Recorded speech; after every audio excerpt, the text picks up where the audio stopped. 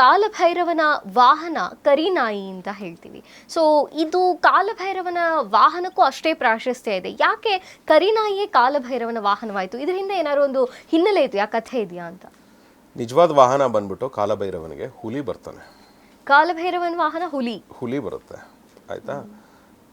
ಆದರೆ ಇಲ್ಲಿ ನಮ್ಮ ಏನಂತೀವಿ ಈ ರಾಜ್ಯದಲ್ಲಿ ಹುಲಿನ ಕಾಡಲ್ಲಿ ಮಾತ್ರ ನಾವು ನೋಡ್ಬೋದು. ನೀವು ಡೀಪ್ ಲೆವೆಲ್ ಸಾಧನೆ ಅಂತ ಹೋದಾಗ ಕಾಲಭೈರವ ಕಾಡಲ್ಲಿ ಹುಲಿನೇ ಬರ್ತಾನೆ. ಯಾರು ಆ ಪ್ರಯೋಗ ಪೂಜೆ ಮಾಡೋ ಸಮಯದಲ್ಲಿ ಹುಲಿ ಪ್ರತ್ಯಕ್ಷ ಆಗಿರೋದು ನಾನು ಕೇಳಿದ್ದೀನಿ, ಆಯಿತಾ. ಇಲ್ಲಿ ನಮಗೇನಂತ ಅಂದರೆ ಅವನ ಸ್ವರೂಪ ಶ್ವಾನ. ಹೌದು, ಕಾಲಭೈರವ ವಾಹನ ಬಂದು ನಾಯಿ. ಅಂದರೆ ಆ ನಾಯಿ ಕೂಡ ಬರುತ್ತೆ, ಮತ್ತು ಇದು ಬರುತ್ತೆ, ತೋಳ ಕೂಡ ಬರುತ್ತೆ, ಆಯಿತಾ. ಕೆಲವೊಂದು ಪೂಜೆ ಸಮಯದಲ್ಲಿ ನಮಗೆ ಏನಂತೀವಿ ಬೆಕ್ಕು ಕೂಡ ಬರುತ್ತೆ. ಬರೀ ನಾಯಿ ಅಂತಲೇ ಇಲ್ಲಿ ಇದು ಮಾಡಿಬಿಟ್ಟಿದ್ದಾರೆ.